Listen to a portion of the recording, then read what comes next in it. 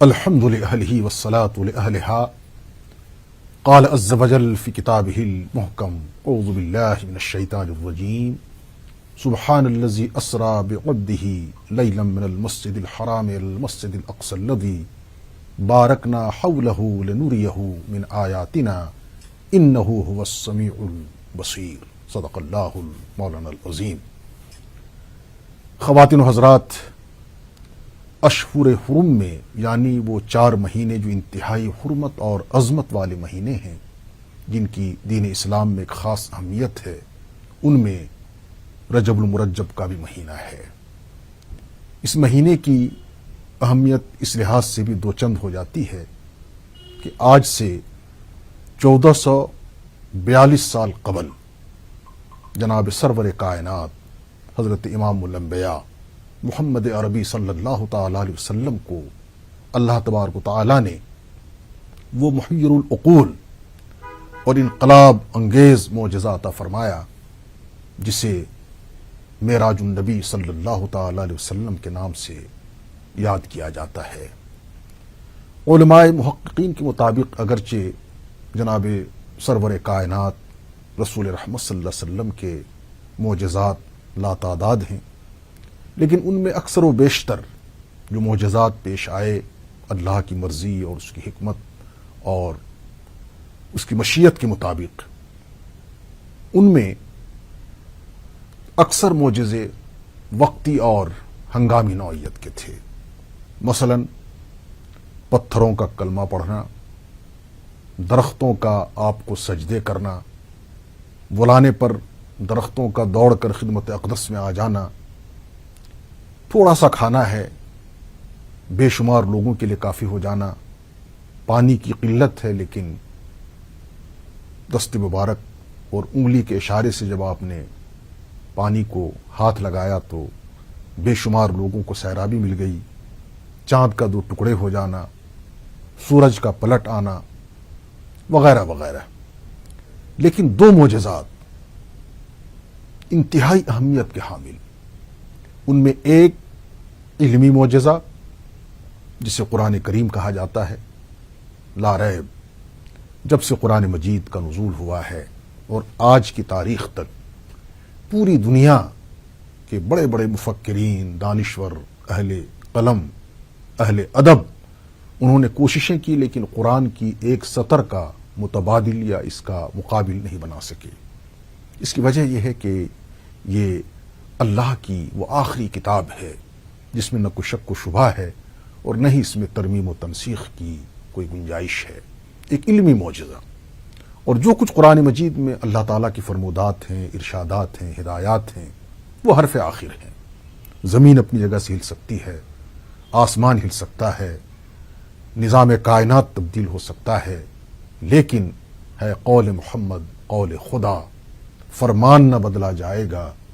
بدلے گا زمانہ لاکھ مگر قرآن نہ بدلا جائے گا۔ تو علمی انتہائی اہم ترین معجزہ قرآن مجید، فرقان حمید۔ اور دوسرا عملی معجزہ جو تا قیام قیامت انسانیت کی رہنمائی کرتا رہے گا، وہ معراج النبی صلی اللہ تعالی علیہ وسلم کا لافانی معجزہ ہے۔ معراج کیا ہے، اس کی حکمت کیا ہے، اس کا فلسفہ کیا ہے، اس کے اسرار و حکم کیا ہیں،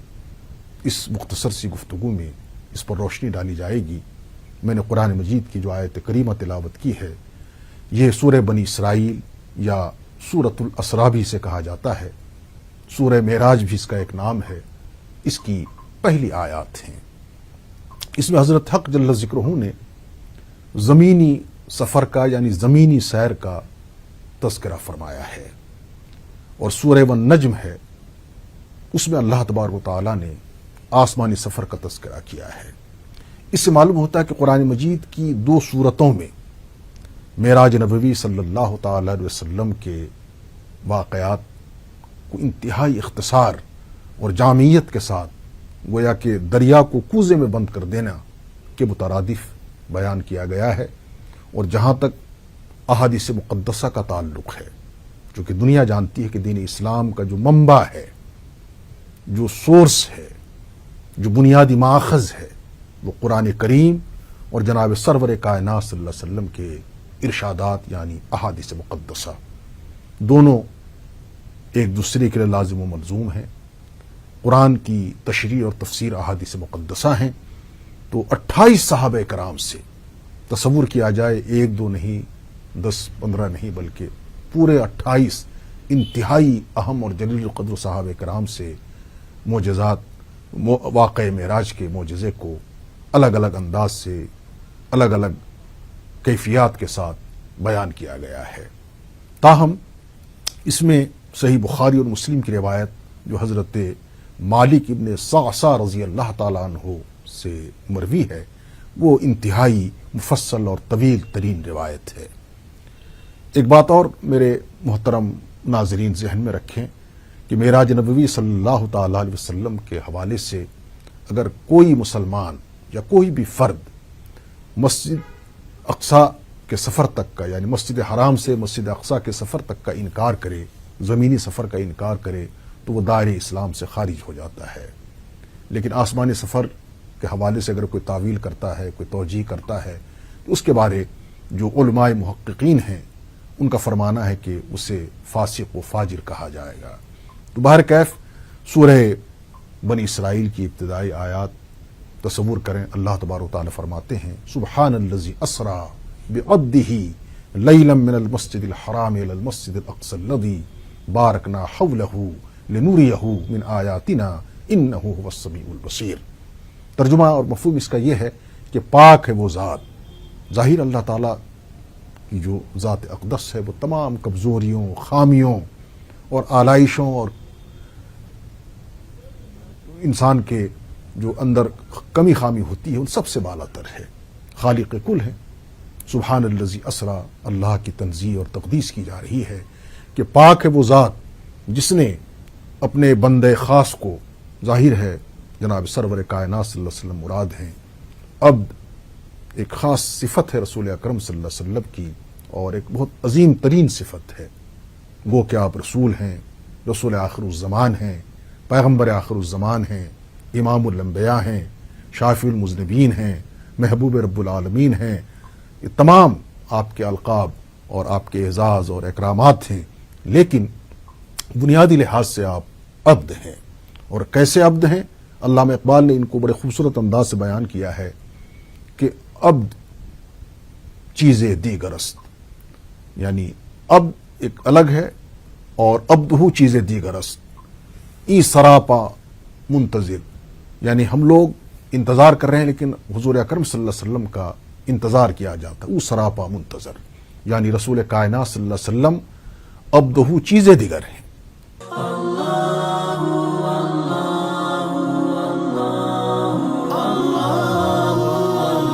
خاص کو رات کے قلیل حصے میں سبحان الذی اسری بعبدہ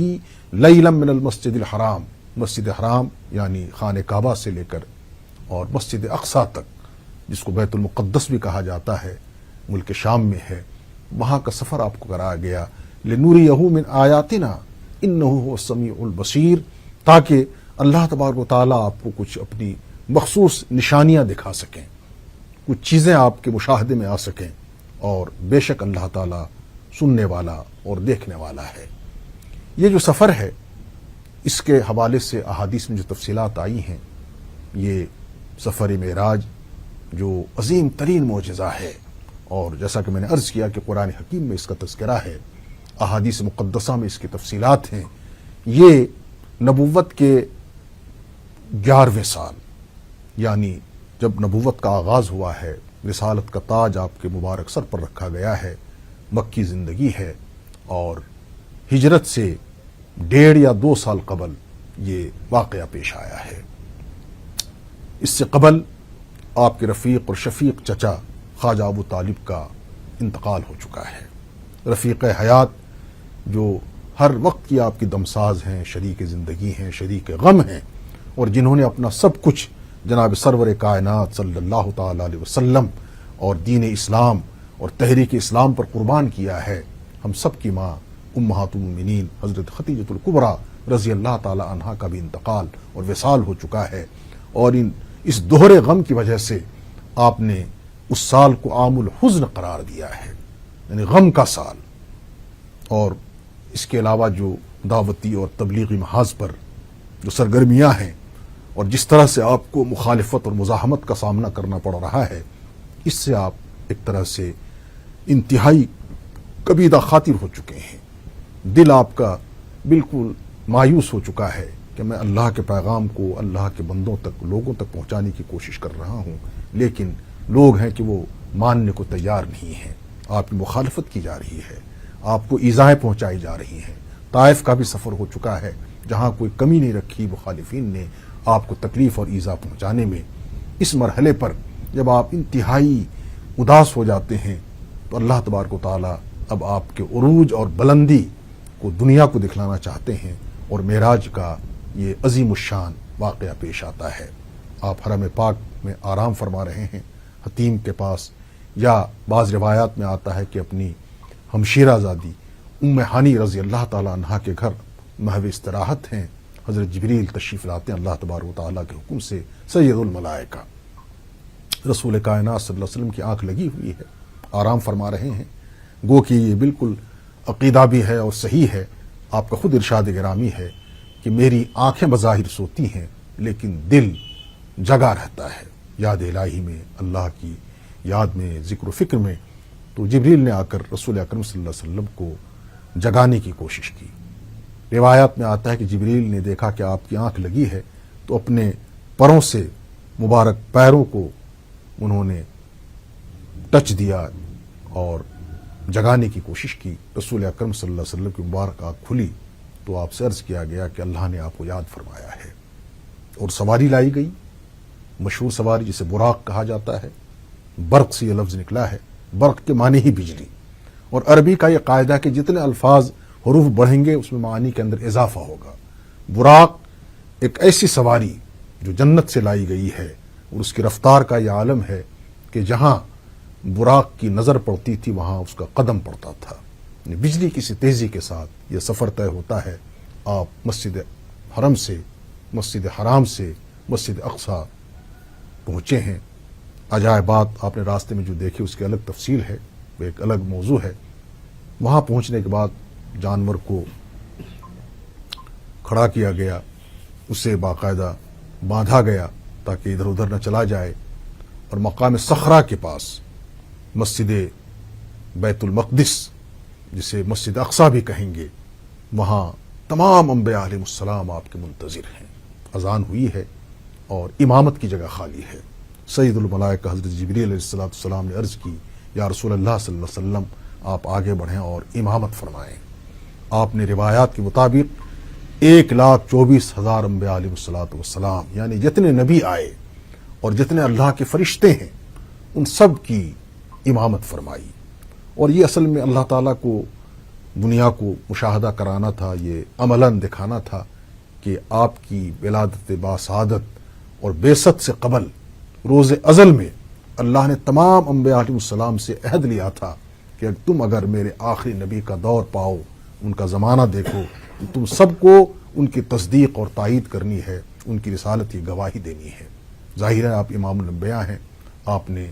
امامت فرمائی، اور جبریل نے انکشاف کیا کہ یا رسول اللہ صلی اللہ علیہ وسلم آپ نے جو نماز پڑھائی ہے آپ کی اقتداء میں تمام انبیاء علیہ السلام تھے اور تمام ملائکہ علیہ السلام تھے۔ اب یہاں حضرت ملا علی قاری جو مشہور حدیث کے شارح ہیں وہ فرماتے ہیں کہ تمام انبیاء علیہ السلام بھی بروح و جسد یعنی جسمانی طور اس نماز میں موجود تھے، اور یہ سفر جو معراج کا ہے وہ جسمانی سفر ہے، کوئی روحانی سفر نہیں ہے، کوئی خواب نہیں ہے، یہ بیداری کے عالم میں، ہوش و حواس کے عالم میں یہ سفر مبارک آپ کو ہوا ہے۔ وہاں سے پھر آپ کا عروج شروع ہوتا ہے۔ معراج کے معنی اصل میں سیڑھی کے آتا ہے، روایات میں آتا ہے کہ وہاں ایک سیڑھی لائی گئی، اس پر آپ نے زینے طے کرنے کے بعد پہلے آسمان تک کا سفر کیا۔ اس کے بعد پھر ایک اور سواری آئی، اس کو رف رف کہتے ہیں، قالین ایک طرح سے ہے، یا جن حضرات نے الف لیلا کی داستان سنی ہے، پڑھی ہے، دیکھی ہے، انہیں اندازہ ہے کہ صاحب وہ قالین وہ اڑتا ہے، اسی طرح سے وہ رف رف ایک سواری، وہ سواری لائی گئی ہے پہلے آسمان سے اب 7ویں آسمان تک کا سفر۔ اس میں جگہ جگہ ہر آسمان پر پوچھا جاتا ہے کہ کون ہے، کیا ہے، کہاں جانا ہے، جس طرح سے سیکورٹی کے معاملات ہوتے ہیں، آسمان کے دروازے کھلتے ہیں اور جبریل آپ کے ساتھ ہیں، جبریل پوچھنے والے سے بتاتے ہیں کہ جناب محمد صلی اللہ علیہ وسلم ہیں، اللہ نے انہیں یاد فرمایا ہے، یہ سفر شروع ہوتا ہے یہاں تک کہ سدرۃ المنتہا، جیسا کہ سورہ والنجم کے اندر اللہ تعالیٰ نے وضاحت کی، سدرۃ المنتہا تک کا سفر۔ سدرۃ المنتہا کے بارے احادیث میں جو وضاحت آئی ہے اس کو ہم یوں سمجھ سکتے ہیں کہ عرش الہی سے، اللہ کے عرش سے جو احکامات آتے ہیں وہ پہلے سدرۃ المنتہا تک پہنچتے ہیں، وہاں سے پھر زمین تک پہنچتے ہیں۔ سدرۃ المنتہا گویا کہ ایک اسٹیشن ہے، ایک قیام گاہ ہے، نیچے سے جو چیز جائے گی، عبادت، ریاضت، انسان کے اعمال، وہ سب وہیں جا کے رکتے ہیں، وہاں سے پھر اللہ کی جیسی مشیت ہوتی ہے، جیسی مرضی ہوتی ہے۔ سدرۃ المنتہا ہی وہ مقام ہے جہاں سے کسی مخلوق کو اوپر جانے کی قطعی طور پر نہ اجازت ہے نہ وہ جا سکتی ہے، یہاں تک کہ فرشتوں کے سردار حضرت جبریل علیہ الصلوۃ والسلام جب وہاں پہنچے، انہوں نے وہاں جا کر ہتھیار ڈال دیے۔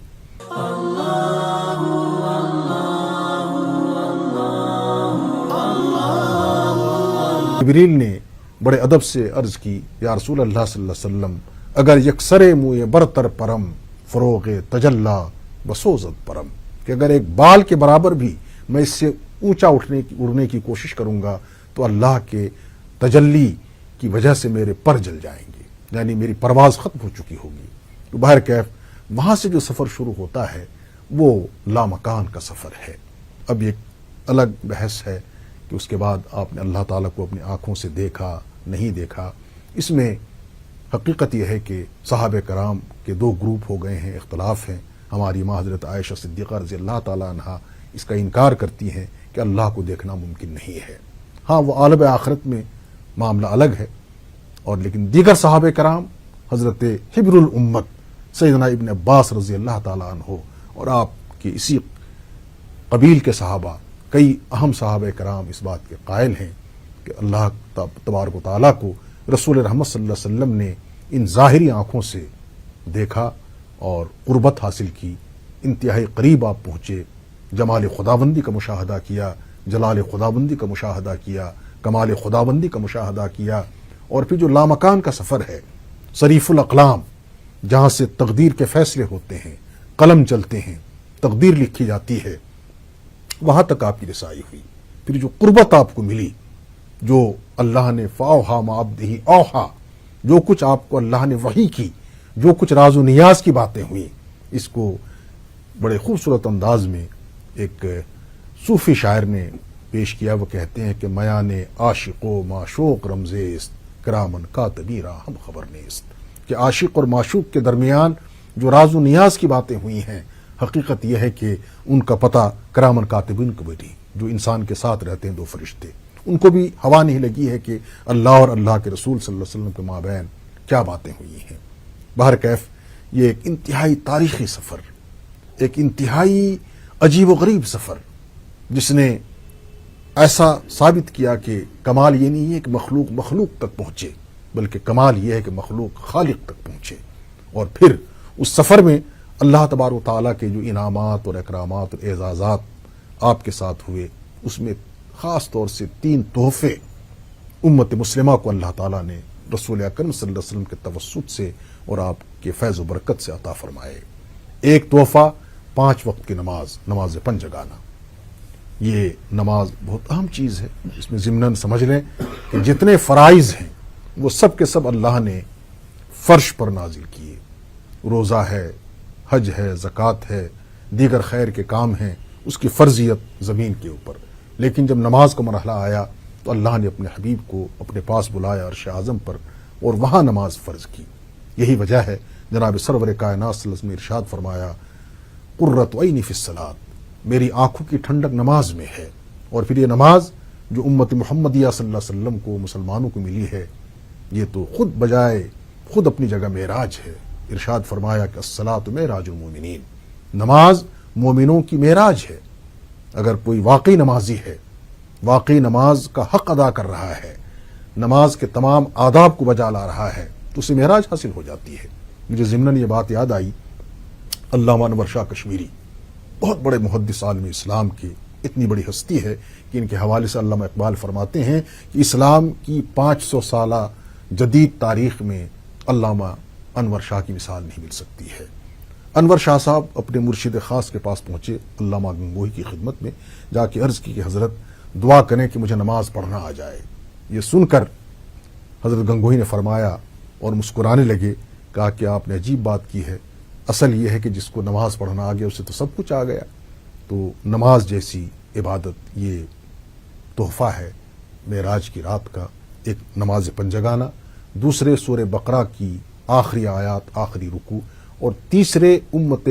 مسلمہ کے لیے ایک بہت بڑی خوشخبری کہ گناہ کبیرہ کا بھی جو مرتکب ہے اس کی بھی بخشش اور نجات ہو جائے گی، بشرطے کہ اس نے اللہ کی ذات کے ساتھ کسی کو شریک نہ ٹھہرایا ہو۔ تو بے شمار فلسفے ہیں معراج کے۔ اس میں ایک آخری بات جو مجھے عرض کرنی ہے وہ یہ ہے کہ جو معراج کی رات آپ تشریف لا رہے ہیں واپس، تو نماز اب فرض ہو چکی ہے۔ اب آپ نماز کے لیے حرم میں تشریف لے جا رہے ہیں، ابھی دنیا سوئی ہوئی ہے، ابھی ابو بکر کو صدیق کا لقب نہیں ملا ہے، آپ حرم کی طرف تشریف لے جا رہے ہیں تو اچانک آپ کی نگاہ پڑی، ایک کمزور عورت درخت کے نیچے بیٹھ کر کرا رہی ہے۔ انسانیت کے پیغمبر قریب پہنچے، پوچھا کون ہو، کیا بات ہے؟ اس عورت نے عرض کیا کہ میں ایک کمزور کنیز ہوں، فلاں یہودی کی خادمہ ہوں، 3 دن سے بیمار ہوں، اس کی خدمت میں نہیں جا سکی ہوں، اور اگر آج بھی نہیں جا سکی تو مجھے وہ سزا بھی دے گا اور نوکری سے نکال دے گا، میری روزی روٹی خطرے میں پڑ جائے گی۔ تو آقا علیہ السلام نے فرمایا کہ چلو میں تمہاری سفارش کرتا ہوں۔ آپ نے اس کمزور عورت کو سہارا دیا، اس کے ساتھ آپ اس یہودی کے گھر تک پہنچے، دروازے پہ دستک دی، اور وہ یہودی اپنے مذہب کا پابند ہے، وہ صبح اٹھنے والا، اور سحری کے وقت وہ اپنے مذہبی کتاب توریت کی تلاوت کر رہا تھا، اسی حال میں نکلا، ایک ہاتھ میں چراغ ہے اور ایک ہاتھ میں مقدس کتاب توریت ہے۔ جو ہی دروازہ کھولا تو حضور اکرم صلی اللہ علیہ وسلم پر نگاہ پڑی، آقا نے فرمایا کہ میرے پیچھے تمہاری کنیز ہے، میں اس کی سفارش کرنے آیا ہوں۔ لیکن اس نے بات کو کاٹ کے عرض کیا کہ کہیں آپ آج کی رات ابھی معراج سے تشریف تو نہیں لا رہے ہیں؟ سبحان اللہ۔ آقا علیہ السلام حیران ہوئے، فرمایا کہ تمہیں کیسے معلوم؟ کہا کہ میں توریت اپنے مذہبی کتاب کی مطالعہ کر رہا تھا، اس میں پیشن گوئی ہے کہ پیغمبر آخر الزماں حضرت محمد صلی اللہ علیہ وسلم جب معراج کی رات کو واپس آئیں گے تو ایک غریب اور بے بس کنیز کی یہودی سے سفارش کریں گے، تو وہ آپ ہی ہیں، اور کنیز بھی آزاد ہے، اور مجھے بھی آپ کلمہ پڑھا کر اپنے دامن میں سمیٹ لیجئے۔ اس نے کلمہ پڑھا، اشہد ان لا الہ الا اللہ واشہد ان محمد رسول اللہ۔ تو اصل معراج کا جو پیغام ہے وہ یہی ہے۔ اب آپ اندازہ کریں کہ آقا علیہ السلام نے جو نماز فرض ہے اسے مؤخر کر دیا ہے، پہلے ایک بے بس اور بے کس کی مدد، اور صحیح کہا کہنے والے نے کہ درد دل کے واسطے پیدا کیا انسان کو، ورنہ طاعت کے لیے کچھ کم نہ تھے کرو بیاں۔ اصل میں انسان کی پیدائش کا جو اصل مقصد ہے اور معراج کا جو پیغام ہے، اس کی جو روح ہے، وہ انسانیت کی دستگیری ہے، اس کا بول بالا کرنا ہے، اس کے ساتھ اچھا سلوک کرنا ہے، اس کے ساتھ ہمدردی کے رویے سے پیش آنا ہے۔ اور آج ضرورت اس بات کی ہے کہ ہم جہاں معراج کی تقریب کو مناتے ہیں اور معراج کے فلسفے کو سنتے ہیں، اس لافانی معجزے کے اندر جو بے شمار معجزات اور چھپے ہیں اس کی ورق گردانی کرتے ہیں، مجالس ہوتی ہیں، محافل ہوتی ہیں، مواعظ ہوتے ہیں، سیمینار ہوتے ہیں۔ ضرورت اس بات کی ہے کہ ہم اصل معراج کے فلسفے کو اپنی عملی زندگی میں زندہ کریں اور دنیا کو یہ پیغام دیں کہ ایک مسلمان جو واقعی رسول اکرم صلی اللہ علیہ وسلم کا پرستار ہے، آپ کا عاشق ہے، حضرت حق جل مجدہ کا حقیقی بندہ ہے، وہ پوری انسانیت سے محبت کرتا ہے۔ ربنا تقبل منا انک انت السمیع العلیم۔